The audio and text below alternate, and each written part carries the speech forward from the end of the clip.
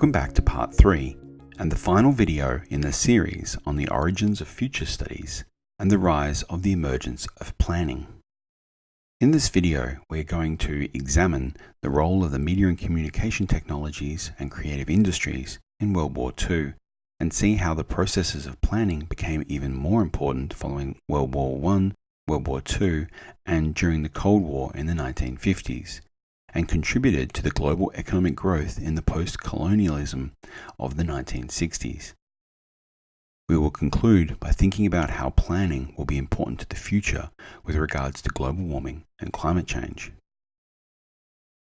Another important political organization that excelled in planning rose to power in 1933, the National Socialist German Workers' Party, led by Adolf Hitler.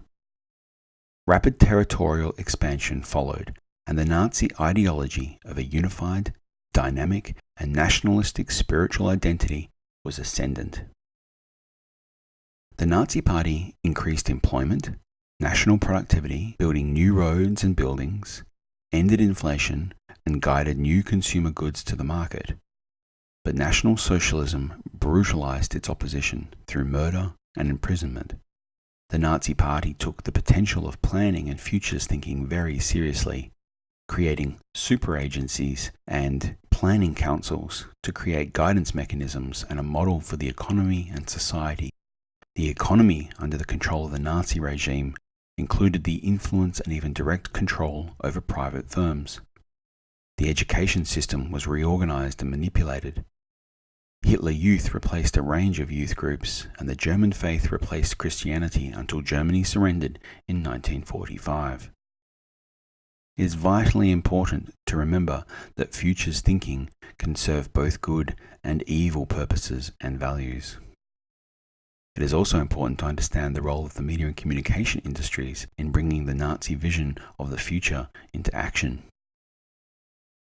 Joseph Goebbels was the Minister of Propaganda between 1933 and 1945 in Germany.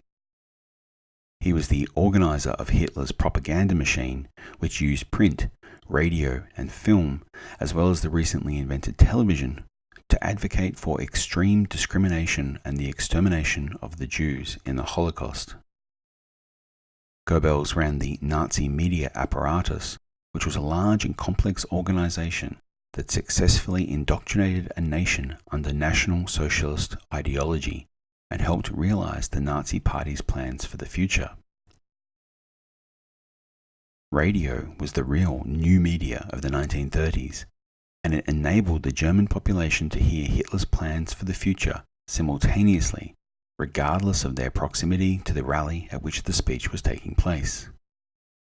Goebbels formed a department for radio and the Chamber of Radio, which monitored the broadcasts of all stations operating in Germany and helped repeat short slogans and news reports designed to convince the audience of the Nazi Party's complete correctness in its plans for the country.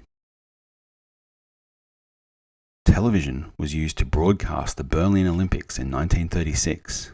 And broadcasts on German television stations were used to transmit Nazi speeches, films, and documentaries until the Allies bombed the Berlin TV transmitter. Planning for the future was possible under the brutal totalitarianism of the Nazi Party. The assurance that the media and communication industries gave to the people of Germany helped to realize that future through unconditional support. Massive advancements in planning were realized during the World War II era by Italy, Greece, Germany, the Soviet Union, and the Western democracies led by Britain and the US. The enormous requirements involved in the training, transportation, clothing, housing, feeding, and communication with the millions of men and women involved in the military service was unprecedented. This put huge demands on the military and civil leaders to plan for the short and long term, and carefully regulate the logistics of food, fuel, equipment through rationing and distribution. Following World War II, the Marshall Plan was enacted by the US to assist in the rebuilding of Western Europe, including $12 billion in economic assistance to aid in the recovery of Europe and the political and social transformation of Japan under US General Douglas MacArthur. Just as the build-up and conduct of World War II required new degrees of planning, the demobilization for people required intense futures planning on a global scale. The importance of national planning and private enterprise planning took hold everywhere, which ultimately became reflected in popular culture. Brave New World by Aldous Huxley was published in 1932 and is a speculative work of science fiction set in a futuristic world governed by a single global government, which oversees the genetic modification of its citizens and a social hierarchy based on intelligence.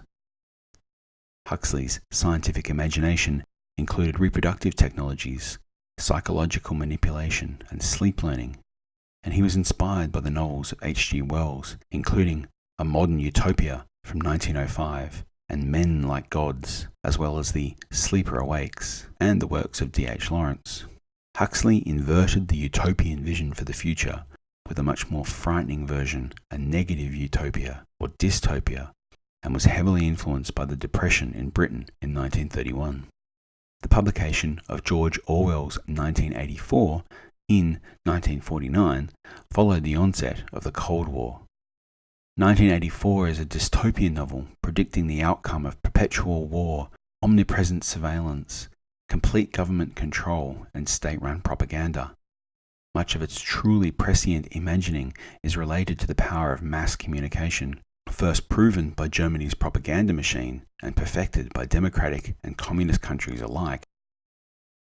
Orwell's concepts, including Big Brother, doublethink, thought crime, the telescreen, 2 + 2 = 5, and Newspeak, are all based on the totalitarian use of media and communication technologies to surveil, mislead, and manipulate. By the 1950s, future planning had become an important function of government, and France, one of the incubators of the futurist movement, appointed Pierre Massey as the General Commissioner of the French Plan, a committee to look forward to the year 1985 to consider the future of the French economy and society. In the 1960s, one of the major contributors to modern futures studies is Bertrand de Jouvenel and his 1964 book, The Art of Conjecture, which provides systematic and philosophical foundations for practical, short and long-term planning. This book arrived at a time when Eastern Europe had nationalized large scales of industry, banking, and trade, and had the incredible task of predicting future needs where everything had to be coordinated, which was made possible by the media and communication technologies of the time.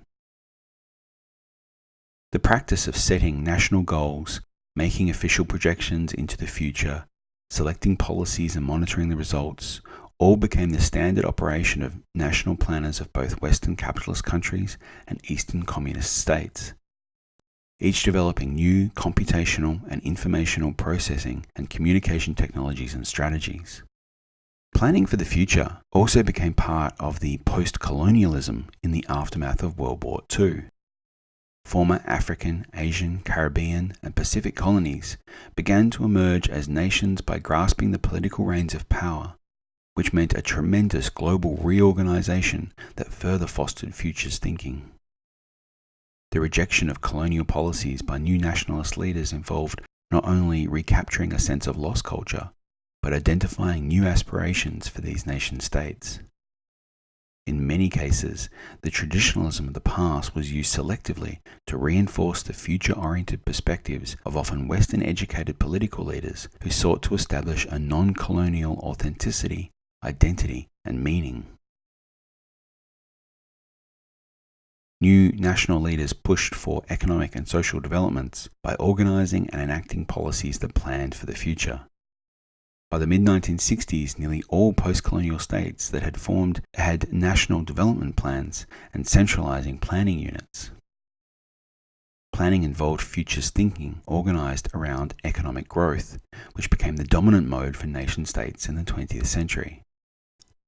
Economic growth has a very large impact on the future, as it informs the way that children are educated in schools, the way women use contraceptives, and the way people are treated in hospitals, as much as how the news is reported by the media. In terms of concluding thoughts, It's important to recognize that the future often turns out other than predicted. Natural disasters happen. Sometimes planning is done badly and can actually make things worse with unintended consequences. And as Bell says, in the last century, strategies of conflict won out over strategies of cooperation. We discussed the concept of the Anthropocene in part 2 of this video series. And I want to end part 3 with a thought on global warming and climate change. Forecasts are often proven wrong, but this does not in any way diminish the importance of futures planning. Take current predictions of the effect of climate change and global warming. These predictions suggest that corporations and governments should do everything possible to reduce greenhouse gas emissions immediately in order to minimize temperature rise, and it may even be too late. In this case, we want the predictions to be wrong, and we should do everything in our power to make sure they do not come to pass.